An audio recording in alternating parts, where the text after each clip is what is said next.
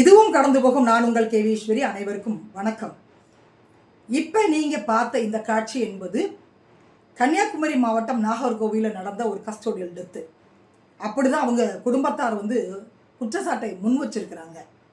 இந்த வழக்கை குறித்து நாம் முழுமையாக பேசுறதுக்கு முன்னாடி நம்ம சிஎம் சாருக்கு ஒரு வாழ்த்து சொல்லணும்.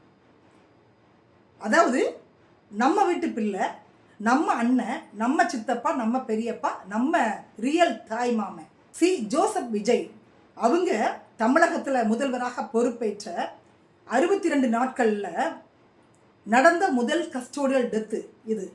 அதனால சிஎம் சாருக்கு நம்ம வாழ்த்துக்கள் சொல்லணும்.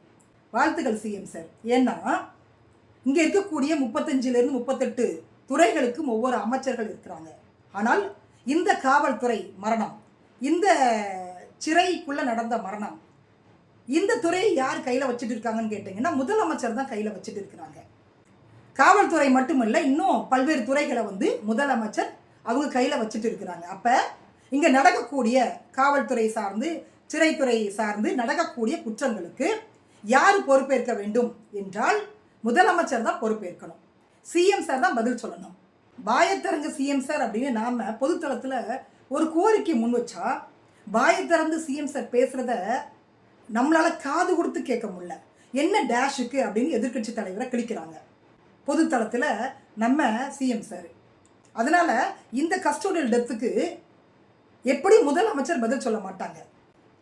அவருக்கு கீழே இருக்கக்கூடிய சட்டத்துறை அமைச்சர் நிர்மல்குமார், பள்ளிக்கல்வித்துறை அமைச்சர் ராஜ்மோகன், ஆதவ் அர்ஜுனா, இவங்களை விட்டால் அங்கே உருப்படியாக பேசக்கூடிய ஆட்கள் கிடையாது. இந்த கஸ்டோடியல் டெத் எப்படி நடந்தது அப்படின்றத நாம் முழுமையாக பார்த்துடலாம்.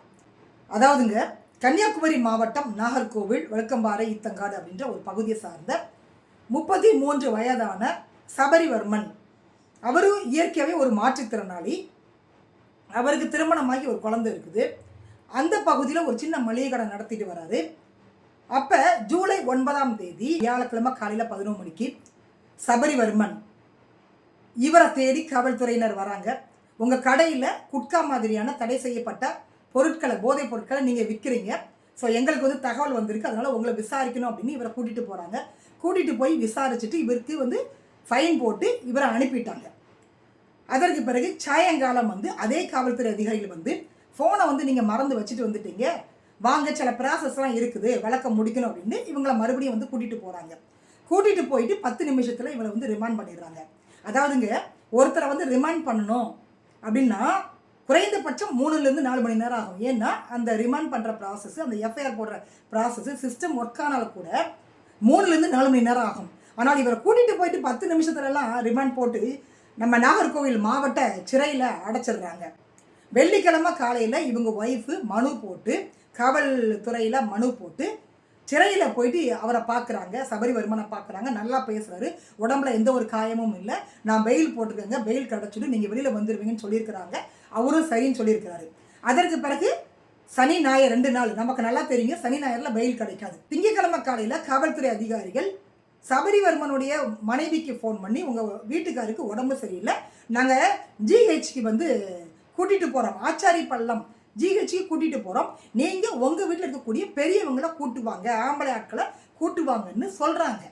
காவல்துறை அதிகாரிகள் சபரிவர்மனை ஜிஹெச்சுக்கு கூட்டிகிட்டு போன உடனே ஆச்சாரி பள்ளம் ஜிஹெச் மருத்துவமனையில் இருந்த மருத்துவர்கள் இவர் ஏற்கனவே இறந்துட்டார் அப்படின்றத தெரியப்படுத்துகிறாங்க. அவர் இறந்துட்டான்னு தெரிஞ்ச உடனே சபரிவர்மனுடைய அக்கா அந்த குற்றச்சாட்டை முன் வைக்கிறாங்க.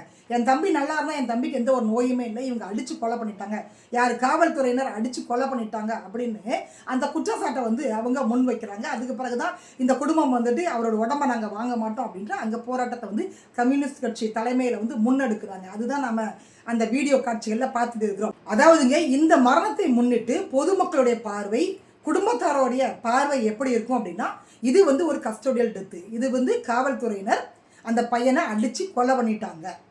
இதுதான் அவங்களுடைய பார்வை. ஆனால் நாம ஒரு பத்திரிகையாளராக இந்த வழக்கு குறித்து பேசணும் அப்படின்னா நாம எங்கிருந்து விசாரணை ஆரம்பிக்கணும் அப்படின்னு கேட்டீங்கன்னா, நம்மளுடைய கேள்விகள் என்ன அப்படின்னு கேட்டீங்கன்னா, ஜூலை 9ஆம் தேதி வியாழக்கிழமை சபரிவர்மனை உங்க கடையில குட்கா வச்சிருக்கீங்க அப்படின்னு தென் தாமரைக்குளம் போலீஸ் ஸ்டேஷன்ல இருந்து எத்தனை பேர் வந்தாங்க, எத்தனை மணிக்கு வந்தாங்க, இவரை எத்தனை மணிக்கு போலீஸ் ஸ்டேஷனுக்கு கூட்டு போனாங்க, என்ன ஃபைன் போட்டிருக்காங்க, என்ன வழக்கு இவர் மேலே போட்டிருக்காங்க, எப்போ வந்து இவரை வீட்டுக்கு அனுப்புனாங்க. ஏன்னா இப்போ எல்லா காவல் நிலையத்திலையும் சிசிடிவி ஃபுட்டேஜ் இருக்குது. ஈவினிங் மறுபடியும் வந்து காவல்துறையினர் இவரை கூட்டிகிட்டு போயிருக்கிறாங்க. எத்தனை மணிக்கு கூட்டிகிட்டு போனாங்க, எஃப்ஐஆர் எத்தனை மணிக்கு போட்டாங்க, எத்தனை மணிக்கு ரிமாண்ட் பண்ணாங்க, எஃப்ஐஆரில் என்ன எழுதியிருக்கிறாங்க, இவரை எப்போ நாகர்கோவில் மாவட்ட சிறை கிளையில் அடைச்சாங்க, அந்த நாகர்கோவில் மாவட்ட சிறைக்குள்ளே போகும்பொழுது எத்தனை மணி, எத்தனை போலீஸ் அதிகாரிகள் உள்ளே போனாங்க, சிறைச்சாலைக்குள்ளே சிசிடிவி கேமரா இருக்குது, எத்தனை மணிக்கு இவரை உள்ளே கூட்டிகிட்டு போனாங்க, என்னென்ன செக்கப் பண்ணாங்க, உடல் ரீதியாக என்னென்ன பிரச்சனைகள் இருக்குன்னு அங்கே பதிவு செய்திருக்கிறாங்க. ஏன்னா சிறைச்சாலையை பொறுத்த வரைக்கும் தமிழ்நாடு சீருடை பணியாளர்கள் தேர்வாணையம் நடத்தக்கூடிய அந்த அரசு தேர்வில் செலக்ட் ஆகி அதன் மூலமாக தான் இவங்க இந்த அதிகாரிகளாக இந்த சிறைத்துறைக்குள்ளே வராங்க. அங்கே யாரெல்லாம் இருப்பாங்க, சிறைத்துறை காவல் கண்காணிப்பாளர், ஜெயிலர், சிறை காவலர்கள் இருப்பாங்க. இந்த 3 போஸ்டிங் அங்கே இருக்குது. அதில் என்னென்ன பிரிவுகள் அப்படின்றது தனித்தனியாக இருக்குது. அப்போ இவரை எத்தனை அதிகாரிகள் வந்து உள்ளே கூட்டிகிட்டு போனாங்க, எத்தனை மணிக்கு கூட்டிகிட்டு போனாங்க, எந்த வாகனத்தில் கூட்டிகிட்டு போனாங்க என்பதை அந்த சிசிடிவி மூலமாக நாம் வெளியில் எடுக்கணும். அதையும் தாண்டி சிறைக்குள்ளே போகும்போது சபரிவர்மன் உடம்பை முழுவதும் செக் பண்ணுவாங்க, துணியை அவுத்துட்டு செக் பண்ணுவாங்க.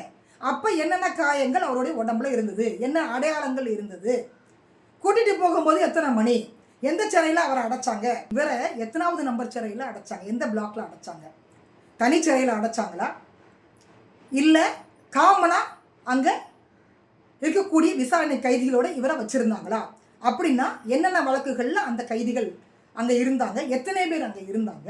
2 நாள் சனி ஞாயிறு, இந்த 2 நாட்களில் ஏதோ ஒன்று அங்கே நடந்திருக்குது. ஏன்னா சிறைக்குள்ளே சிசிடிவி கேமரா இருக்குது, வெளியில் இருக்கக்கூடிய அந்த வளாகம் இருக்குல்ல, அந்த வளாகம் சுற்றி சிசிடிவி கேமரா இருக்கும். அப்போ இவருக்கு பாதுகாப்பு கொடுத்தது யார், அந்த இரவு சனிக்கிழமை இரவு ஞாயிற்றுக்கிழமை இரவு என்ன நடந்தது. எனக்கு தெரிஞ்ச தகவல் படி 5ஆம் நம்பர் பிளாக்ல இவரை அடைச்சிருக்கிறாங்க. ஞாயிற்றுக்கிழமை இரவு 5ஆம் நம்பர் பிளாக்ல இருந்து 1ஆம் நம்பர் பிளாக்குக்கு இவரை மாற்றியிருக்காங்க. யார் மாற்றினது, எதற்காக மாற்றினது, அப்போ சிறை கைதிகளுக்குள்ள அங்கே என்ன நடந்தது, சிறை கைதிகளுக்கும் இவருக்கும் ஏதாவது வாக்குவாதம் நடந்ததா, இவருடைய உயிர் போகிற அளவுக்கு சிறையில் என்ன நடந்தது, இதற்கு சிறைத்துறை அதிகாரிகள் காரணமா, சிறை கைதிகள் காரணமா, இல்லை காவல்துறை அதிகாரிகள் சிறைக்குள்ளே போயிட்டு ஏதாவது விசாரணை நடத்தினாங்களா, அதுக்கு அனுமதி இருக்குதா, போலீஸ் டிபார்ட்மெண்ட் சார்ந்து இந்த விவரங்களை வெளியில் கொடுக்கணும். இவருக்கு எப்போ முடியாமல் போனது, இவர் உடம்புல என்னென்ன காயங்கள் இருந்தது, திங்கட்கிழமை காலையில் எத்தனை மணிக்கு ஆச்சாரிப்பள்ளம் அரசு மருத்துவமனைக்கு கூட்டிகிட்டு போனீங்க, யார் யாரெல்லாம் கூட்டிகிட்டு போனீங்க, எந்த வாகனத்தில் கூட்டிகிட்டு போனீங்க, அவர் அப்போ எந்த நிலையில் இருந்தார். ஏன்னா ஆச்சாரிப்பள்ளம் அரசு மருத்துவர்கள் ஏற்கனவே இறந்துட்டாரு அப்படின்னு தகவல் கொடுத்துருக்குறாங்க. அப்போ எத்தனை மணி நேரத்துக்கு முன்னாடி இவர் இறந்தார், எதனால இறந்தார், போஸ்ட்மார்ட்டம் ரிப்போர்ட் வந்து வெளிப்படையாக நடக்குமா, இல்லை வேறு மாவட்டத்தில் உள்ள மருத்துவர்களை வரவழைச்சி போஸ்ட்மார்ட்டம் பண்ணால் உண்மை வந்து வெளியில் வருமா, இதெல்லாம் அவங்க குடும்பத்தில் வைக்கக்கூடிய குற்றச்சாட்டுகள், கோரிக்கைகள். இப்படி இந்த வழக்கை அவர் கடையில் இருந்து அவர் வீட்டில் இருந்து தென் தாமரைக்குளம் காவல் நிலையத்தில் உள்ள காவலர்கள் யார் யார் வந்தாங்க, அங்கே இருந்து நீங்கள் அரசு மருத்துவர்கள் இவர் ஏற்கனவே இறந்துட்டாருன்னு சொன்னாங்கல்ல, அது வரைக்கும் நம்மளுடைய விசாரணையை நாம் வந்து முன்னெடுக்கணும். இவ்வளவு விவரங்களையும் காவல்துறை சார்ந்து ஒளிவு மறைவு இல்லாமல் நீங்கள் கொடுத்தீங்க அப்படின்னா இந்த மரணம் என்பது தற்கொலையா, கொலையா, இல்லை கஸ்டோடியல் டெத்தா, லாக்அப் டெத்தா, அவர் எங்கே இறந்தார், லாக்அப்பில் காவல்துறை அதிகாரிகள் விசாரிக்கும் போது இறந்தாரா, அதுக்கு வாய்ப்பு இல்லை. ஏன்னா இவரை சிறையில் அடைச்சிட்டாங்க. அப்போ இது வந்து லாக்அப் டெத்து இல்லை, இது வந்து கஸ்டோடியல் டெத்து, காவல்துறை மரணம், சிறைச்சாலைக்குள்ள நடந்த மரணம். அந்த சிறைச்சாலைக்குள்ள என்ன நடந்தது, இப்படி அடுக்கடுக்கான கேள்விகள் நமக்கு வருது.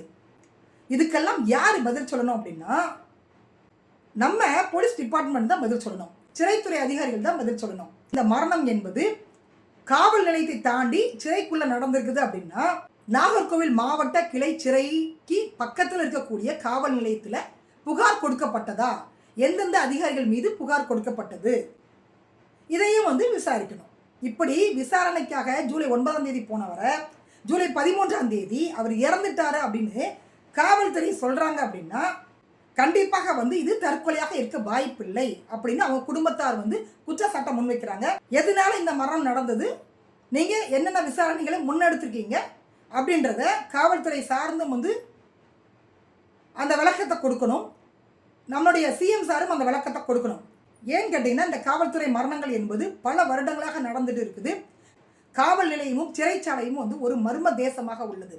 உள்ளே போனால் உயிருக்கு உத்தரவாதம் இல்லை அப்படின்ற நிலையை வந்து இன்னைக்கு காவல் நிலையமும் சிறைச்சாலையும் ஏற்படுத்தி வச்சிருக்குது. எவ்வளோதான் வந்து நீதிபதிகள் கூப்பிட்டு அறிவுரை கொடுத்தாலும் கூட இந்த காவல்துறையினராக இருந்தாலும் சரி, சிறை காவலர்களாக இருந்தாலும் சரி, அதை காதில் வாங்குறதே இல்லை. எனக்கு தெரிந்து ஒரு விசாரணை கைதியை சிறையில் அடைக்கும் பொழுது, எஃப்ஐஆர் போட்டு அடைக்கும் பொழுது அங்கே இருக்கக்கூடிய சிறை அதிகாரிகள் அவரை அடித்து கொலை பண்ணணுன்ற அவசியம்லாம் இல்லை அப்படின்னா குட்கா வழக்கை பொறுத்த வரைக்கும் நமக்கு நிறைய பேர் ஞாபகத்தில் வர்றாங்க. அப்போ இவருக்கு அந்த கடையில் அந்த போதைப் பொருள் எப்படி வந்தது, இவர் யார்கிட்ட வாங்கினாரு, இதுக்கு பின்னாடி இருக்கக்கூடிய நெட்வொர்க் என்ன, அதில் தமிழக அரசியல்வாதிகளுக்கும் சம்பந்தம் இருக்குதா, இப்படி பல்வேறு விசாரணைகளுக்காகத்தான் அவரை விசாரணை கைதியாக நீங்கள் சிறையில் வச்சுருக்கீங்க. காவல்துறை கஸ்டடியில் எடுத்து அதற்கு பிறகு விசாரணை செய்து உண்மையை வெளியே கொண்டு வரணும். அதற்கு முன்னாடி அவர் இறந்துட்டாருன்னா அவரோட மட்டும் போகலைங்க, இதற்கு பின்னாடி இருக்கக்கூடிய நெட்வொர்க் என்னன்றது நமக்கு தெரியாமல் போயிடுச்சு. அப்போ இவருடைய மரணத்திற்கு காரணம் சிறைத்துறையில் இருக்கக்கூடிய கைதிகளா, அங்கே இருக்கக்கூடிய தண்டனை கைதிகளா, விசாரணை கைதிகளா, சிறைத்துறை அதிகாரிகளா, இல்லை காவல்துறை அதிகாரிகளா, யார் இந்த மரணத்திற்கு பொறுப்பு? இந்த கேள்விகள்லாம் நமக்கு வருது. அதே மாதிரி லாக்அப் டெத்து என்று சொல்லக்கூடிய 2018 நடந்த ஃபெனிக்ஸ் ஜெயராஜ் வழக்கில் காவல்துறையை சார்ந்த 9 பேரை அரெஸ்ட் பண்ணாங்க. நீதிமன்றம் வந்து அவங்களுக்கு இரட்டை தூக்கு தண்டனை கொடுத்தது. கிட்டத்தட்ட 1,40,00,000 ரூபாய் அவங்கக்கிட்ட அபராதம் விதித்து அந்த பணத்தை ஃபெனிக்ஸ் ஜெயராஜ் குடும்பத்துக்கு கொடுத்தாங்க. அதே மாதிரி இந்த வழக்கையும் விசாரித்து அரசாங்கம் சபரிவர்மனுடைய மனைவிக்கு ஒரு அரசு வேலை கொடுக்கணும், நிவாரணம் வழங்கணும். நீங்கள் எப்படி கரூருக்கு 10 லட்சம் 20 லட்சம் கொடுத்தீங்களோ, ஒரு அரசு வேலை கொடுத்தீங்களோ, அதே மாதிரி இது உங்கள் கஸ்டடியில் நடந்த மரணம். முதலமைச்சர் கையில் வச்சிருக்கக்கூடிய காவல்துறையில் நடந்த ஒரு மரணம். அதனால் இதற்கு முதல்வர் முழு பொறுப்பேற்க வேண்டும். இந்த வழக்கை முழுமையாக விசாரிக்கணும். இல்லை அப்படின்னா இந்த வழக்கை சிபிசிஐடிக்கு மாற்றணும். அங்கேயும் வந்து சரியான விசாரணை இல்லை அப்படின்னா சிபிஐக்கு மாற்றணும். அதுவும் சரிப்பட்டு வரல அப்படின்னா வேற ஸ்டேட்டுக்கு இந்த வழக்கை மாற்றிடுங்க. ஏன்னா தமிழக வெற்றி கழகம் ஆட்சியை பிடித்த இந்த 60 நாட்களில் நடந்த முதல் கஸ்டோடியல் டெத்து. இங்கேயே வந்து நம்ம ஒரு சரியான விசாரணையை கொண்டு வந்து தப்பு செய்தவங்களுக்கு தண்டனை வாங்கி கொடுத்தோம் அப்படின்னா இந்த 5 வருடங்களில் இது நடக்காமல் நம்ம பார்த்துக்கலாம். போதைப் பொருளாக இருந்தாலும் சரி, இல்லை வந்து பிக் பாக்கெட்டாக இருந்தாலும் சரி, கொள்ளை எதுவாக இருந்தாலும் சரிங்க, தண்டனை கொடுப்பதற்கு நீதிமன்றம் இருக்குது. உங்களுடைய வேலை, அதாவது காவல்துறையினரோட வேலை என்னன்னா விசாரிக்கிறது மட்டும்தான், எஃப்ஐஆர் போடுறது மட்டும்தான், சிறையில் அடைக்கிறது மட்டும்தான் உங்கள் வேலை. அதோட உங்கள் வேலை முடிஞ்சிடுது. அதற்கு பிறகு நீதிமன்றத்தில் வந்து தான் நீங்கள் வந்து அந்த ஆதாரத்தை கொடுக்க போகிறீங்க. அதுக்கு நடுவில் இந்த மரணம் அப்படின்றது எங்கே நடக்குது, எப்படி நடக்குது, யாரால் நடக்குது, ஏன் நடக்குது, இந்த கேள்வியெல்லாம் நமக்கு வருது. அஜித்தோட வழக்கிலையும் இப்படி தான். அந்த பையனை அடிக்கும் பொழுது, மாட்டுத் தொழுவத்தில் கட்டி வச்சு அடிக்கும் பொழுது யாரோ எடுத்த அந்த கேமரா பதிவு தான் மிகப்பெரிய ஒரு சாட்சியாக அமைந்தது. ஃபெனிக்ஸ் ஜெயராஜ் வழக்கை பொறுத்த வரைக்கும் ரேவதி அப்படின்ற ஒரு லேடி அவங்க கொடுத்த அந்த ஆதாரம், அவங்க சொன்ன அந்த சாட்சி, அதுதான் அந்த வழக்கை வந்து திசை திருப்பியது. அதே மாதிரி இந்த வழக்கிலும் ஏதாவது ஒரு சாட்சி கிடைக்கும். அந்த சாட்சியை மனசாட்சிப்படி இந்த காவல்துறை அதிகாரிகள் கோர்ட்டில் சப்மிட் பண்ணணும். விசாரணையை நேர்மையான முறையில் முன்னெடுக்கணும். இல்லை அப்படின்னா கம்யூனிஸ்ட் கட்சியும் இல்லை, எல்லாருமே களத்தில் இறங்கணும். ஏன்னா இன்னைக்கு சபரிவர்மனுக்கு நடந்தது நாளைக்கு நமக்கும் நடக்கும்.